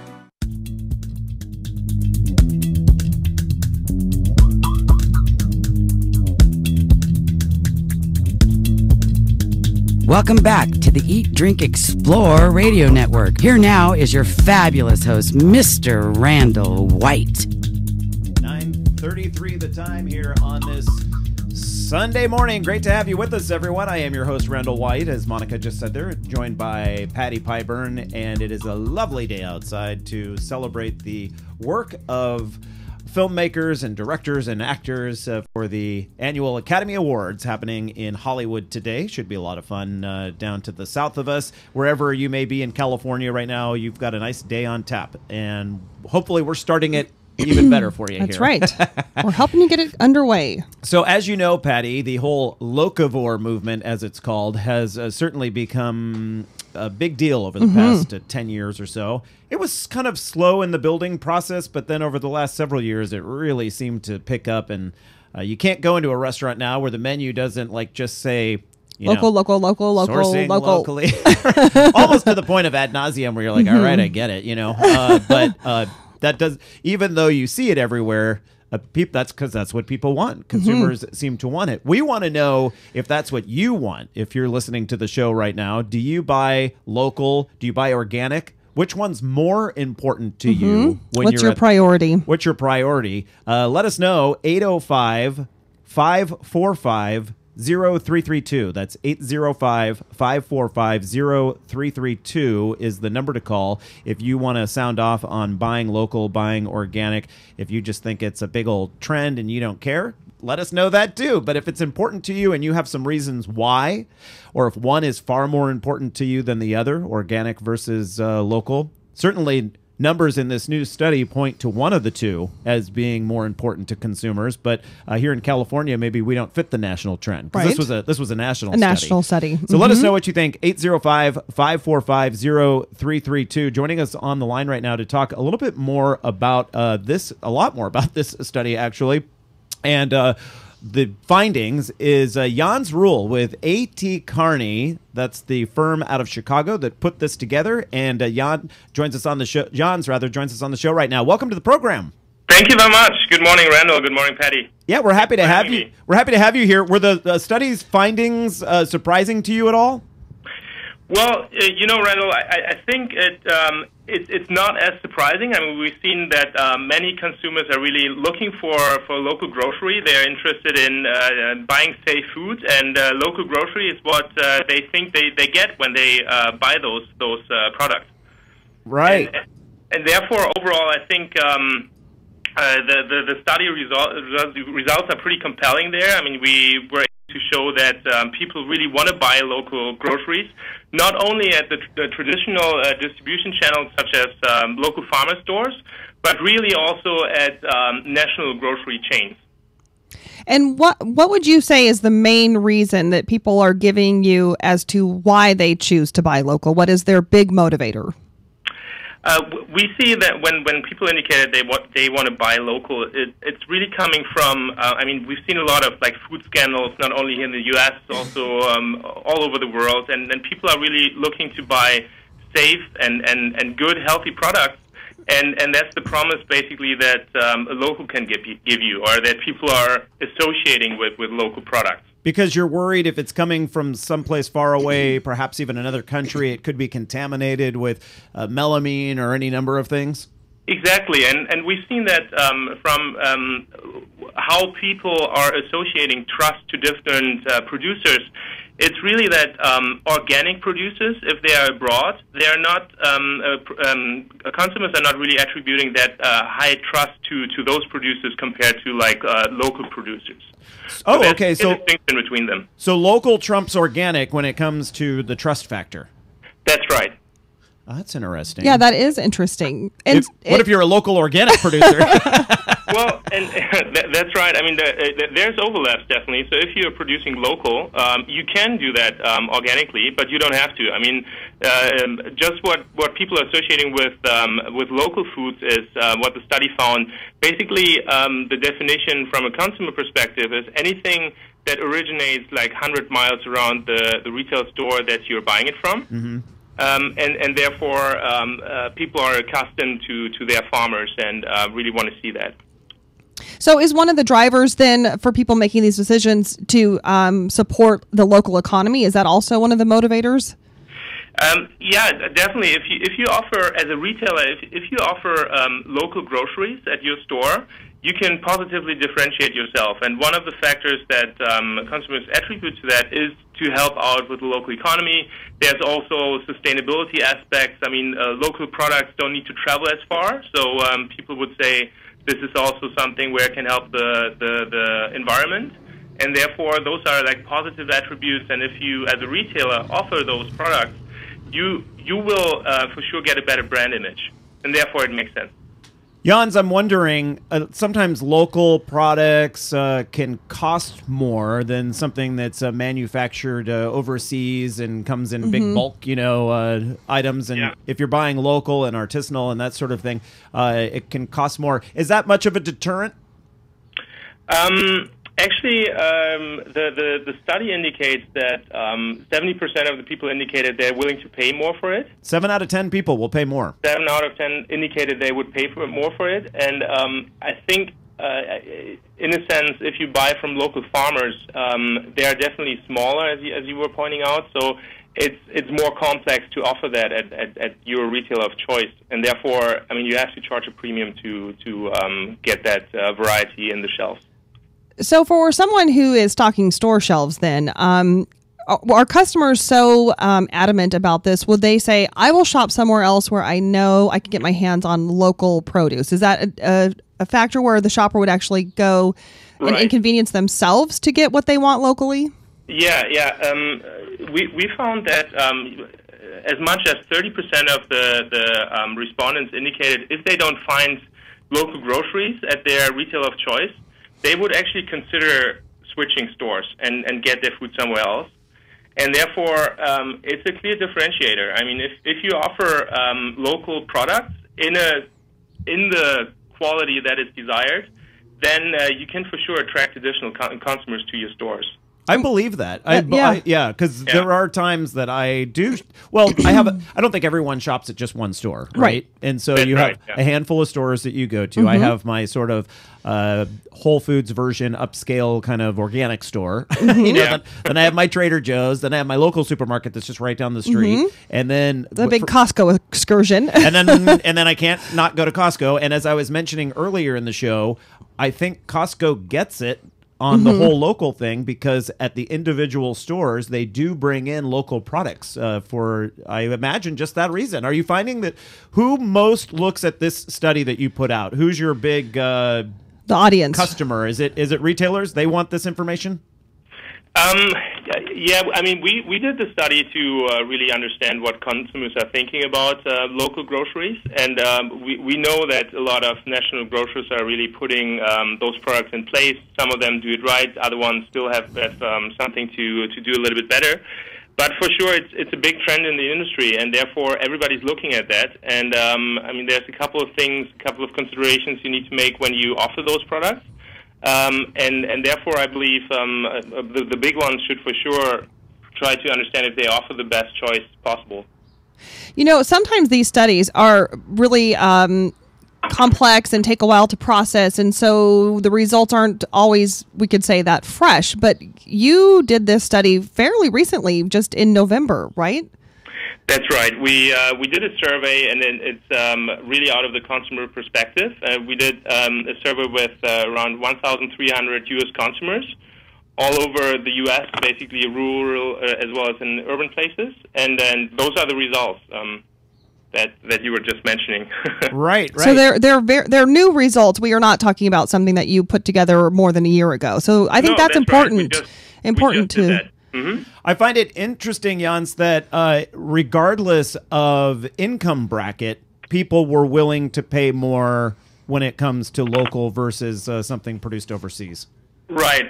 There's a distinction there. So people with higher income would tend to buy more, or like indicate that they would even spend more on that. However, also low-income families, for example, a majority of them indicated that they would feel inclined to buy local foods and spend a premium on that. So the average was 7 out of 10, with it being even higher for higher income and a little bit lower for lower income. Correct. Interesting. Yeah. So in your study, you mentioned, you just mentioned a little bit about the trust factor. When it comes to different types of retailers, there is a different level of trust as well, correct? That's right. Yeah. And can you lay that out for us? Who gets the absolute most trust? Is that the farmers market? Yeah, that's the farmers market. And Randall, you have to remember, if you go there, you probably are looking for a different shopping experience. You want to maybe do that on Sunday afternoon and then do that and enjoy that shopping trip. But nevertheless, as we found, I mean, shoppers are interested to then go to different formats as well. And the level of trust then basically goes down all the way, like online grocers are the ones where people attribute the lowest level of trust to it. Oh. Potentially also because they don't really know that channel that much. But after that, big box retailers are also not performing that well. as well as national supermarkets. Then those natural food markets, as you said, like Whole Foods, they have people really attribute more trust to them, but still farmers market are really the place to go in terms of trust for those products.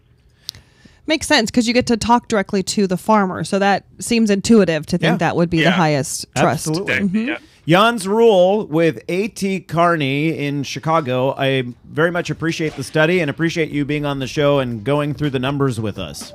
Sure. You're very welcome. Thank you so much for having me. All right. Make it a great Sunday, Jans. And you are listening to the Eat, Drink, Explore Radio Network. I'm your host, Randall White. That was Patti Piburn throwing out some of the questions there. And we are back in just a moment to talk organic tomatoes. Are they better for you?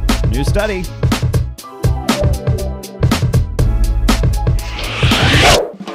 California business owners, entrepreneurs, farmers, authors, and other professionals, this message is for you. We're looking to highlight those of you who give back to the community, care about the environment, and have the health of our state as part of your business model or focus. Our new California Love website is in the beta testing phase. So, during the next few months, we're offering free listings to qualified people or business entities. It's a win-win situation. You help populate our site with quality, locally owned California companies, and we help direct customers to your business or product. Simply head over to CALUV.com.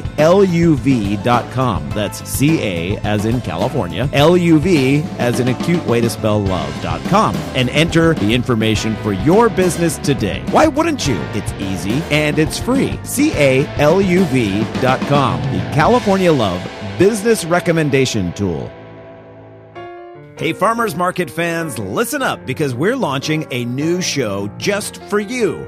Join the Eat, Drink, Explore Radio Network each Thursday evening from 5:30 to 6 for a healthy dose of recipe sharing and food news.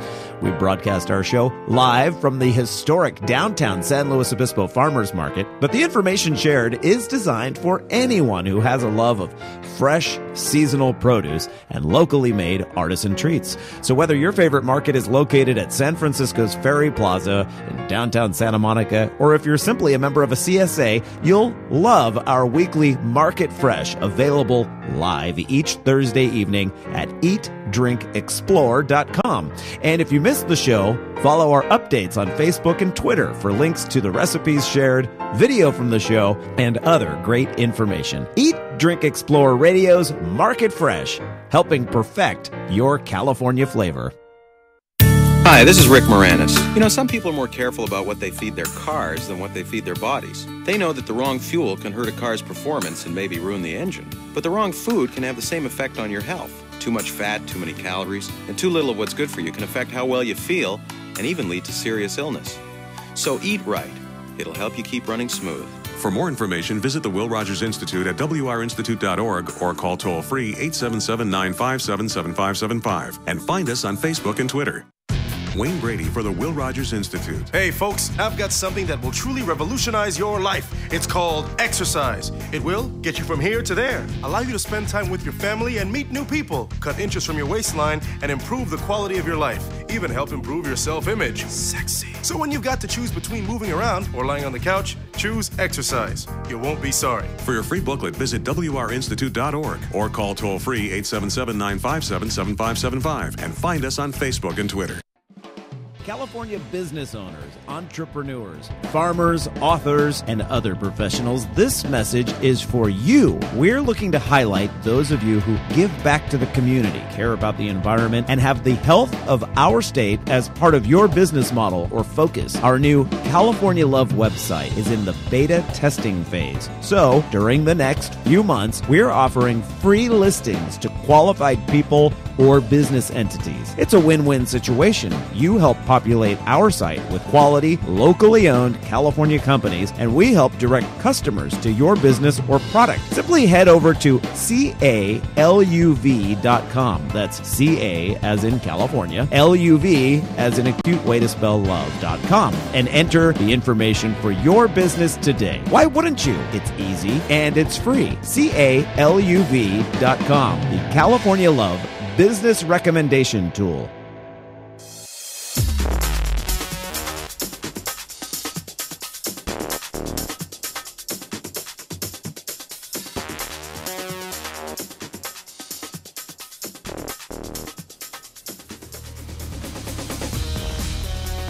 9:49, now the time here on this Sunday morning. A very, very good Sunday fun day to you. This is the Eat, Drink, Explore Radio Network. I'm your host, Randall White, joined by Patti Piburn, discussing shopping locally. Are you somebody who will, A, spend more to buy products that are produced within a 100-mile radius was the survey question. Jan's Rule joined us just a moment ago from A.T. Kearney out of Chicago with a new nationwide study. I don't know, but I just feel that in California, the numbers are probably a little higher than that when it comes to local. We certainly have a better selection when it comes to produce and foods produced here in California.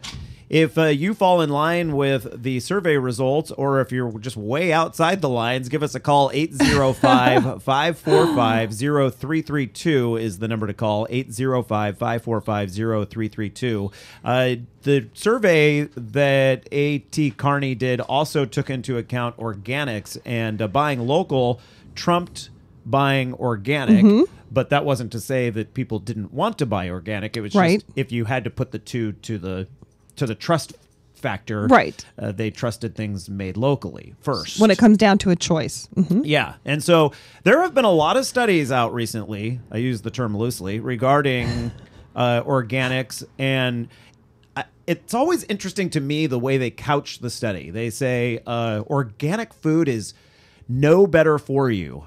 Well, if you're looking at nutrient content, okay, that's the headline. And then if you read the story, which a lot of people don't, they just read the headline. The headline's very misleading because if you're concerned about the amount of pesticides you take in, then then organic foods are better for you, you know. But if it's in terms of nutrients, the recent study out of Stanford indicated that there really wasn't any greater nutrient value. That's not always the number one reason why people buy organic. Right. Sometimes the choices are not that simple. They are more about supporting more of a philosophy of the way agriculture is approached than thinking this item is more healthful for me than another one. Exactly. So finally, a study comes out that for people that would also like a little higher nutrient value, organic tomatoes apparently are higher in vitamin C and other antioxidant properties. So higher in flavonoids, quercetin. I don't know if I'm saying that right. We'll just go with it because I can't say it. Camphorol. And that's another odd spelling. Those antioxidants are higher in the tomatoes that are grown organically than other tomatoes you might find. The study's out of Brazil, and it was published by Plus One, that's PLOS1, here in the United States. It's a peer-reviewed site that looks at these studies and makes sure that, you know, the study's on the level. A similar one also, I'm looking at an NPR article citing a similar study done out of UC Davis as well, backing that up. Yeah, UC Davis, it was an earlier study, and it found similar things. Now, this study out of Brazil sort of looked at the why. Like, why would tomatoes be higher in antioxidants if they're grown organically? And the reason's it's kind of simple. When you start to think about it, they're stressed out. These poor little tomatoes, so they're stressed out because they don't have the comfy everything of pesticides and fertilizers. So they have to work harder to survive, and more the way nature intended them to function. Exactly. They have to work harder to become that tomato that one day will end up on your plate. And consequently, the tomatoes are a little bit smaller because they don't have the fertilizer. And sometimes they don't look as aesthetically pleasing if what you think of as tomatoes are the big, round, smooth, red globes that you see in a supermarket. If that's your baseline for a good tomato, then when you see the gnarled kind of irregular shape of an organic or even an heirloom tomato, then you're like, oh, what is that monster? Right. You might think of it as ugly. It's a flavor monster. I look at it as beautiful. You're right. It is a flavor monster. It's and packed with apparently more nutrition than those hard, dry, mealy or tomatoes. Sort of bland and without any texture or they're not, what's the word I'm looking for? They're mush inside. Yeah. Uh-huh. The commercial ones. And I think a lot of people like you, Patti, who are not necessarily tomato eaters. It's because most of your life you've been exposed to these tomatoes The supermarket version. Yeah, that come on. But we have to give credit to the supermarkets who now are giving us better options, because Yes. we are moving away from that standard that you would find in a large chain retail supermarket, that it would be that kind of a commercially grown tomato that is not optimum. Right. So have we talked yet about, and if I'm repeating what you said already, why? Yeah. The stress, but the stress causes higher levels of vitamin C, sugar, and then this little word that we've been hearing about recently, lycopene. Lycopene, which is really good for men. For prostate cancer, Yes. to fight against prostate cancer. Yeah. Exactly. Mhm. So the response the tomato has to these more stressful conditions is to produce these antioxidants and, like you said, the lycopene and such to help. The study calls them stress compounds. Yeah, they're stress compounds, and it's exactly what our bodies need. Nature's really fascinating when you think about it. So we try to coddle these conventionally grown tomatoes so they'll get really big And then they're grow wimps. fast.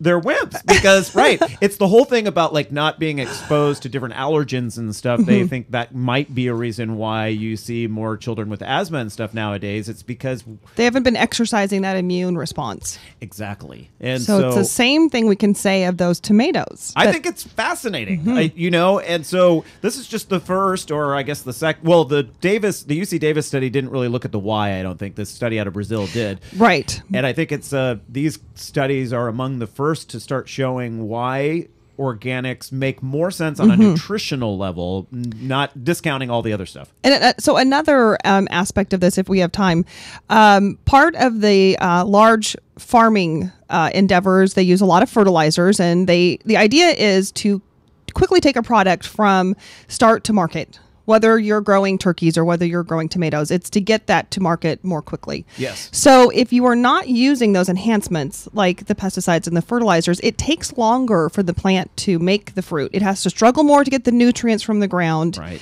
It takes longer, and therefore the plant packs more into the fruit. Oh, okay, right. And because this is from the study. And because it takes longer, it costs the farmer more, which ends up costing you more. They aren't yielding as much as quickly. And as we just heard in that study that we featured in the last segment, people are willing to pay more, and they trust the farmer's market the most, which would be where these late ripened things would come to, because they can't be shipped on trucks. They'd become they don't last. They don't stand up to the shipping. They'd become tomato soup.